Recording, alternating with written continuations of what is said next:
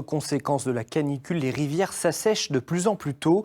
Un constat désolant fait notamment par la Fédération de pêche qui, pour limiter l'impact, mène des opérations de sauvetage de poissons. Des mesures d'urgence pour ne pas voir le nombre de certaines espèces décroître. Le reportage en Haute-Savoie de Renaud Gardette et Maxime Kemener. Il s'enfonce dans la végétation pour remonter cette rivière, le Nant des Moulins. Aujourd'hui, la pêche est électrique. Un courant de 800 volts envoyé dans l'eau pour endormir brièvement les truites, mais aussi les loches et les petits chabots qui vivent sous les pierres. Un procédé sans danger.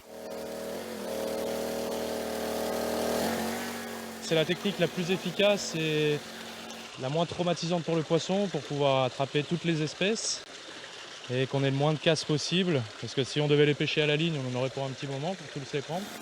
Les pêcheurs bénévoles inspectent chaque recoin, chaque gouille et toutes les frayères. L'objectif est de ramasser tout ce qui bouge avec des mangeoires.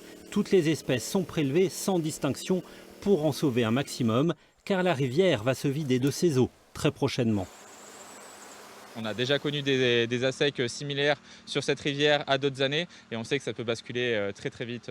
Donc c'est pour ça qu'on préfère le faire tant qu'il y a encore un petit peu d'eau avant que ça soit sec. 2 loches. À quelques kilomètres, les animaux sont comptés et mesurés pour établir un suivi statistique. Il y a quelques années, près de 20 000 truites avaient été sauvées sur le département. Les poissons sont ensuite relâchés dans cette rivière préservée.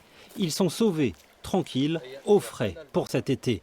Mais dorénavant, l'opération doit être renouvelée chaque année. On ne peut absolument pas s'en passer. Depuis 2020, en plus, ça a tendance à s'accélérer et surtout, ça s'accélère dans le temps. À savoir que du mois d'août, maintenant, on est passé au mois de mai, au mois de juin. On a une vraie accélération du baisse de niveau des rivières. Une fois relâchées, les truites pourront retrouver d'instinct leur première rivière, là où elles ont été capturées. Ce sera à l'automne prochain.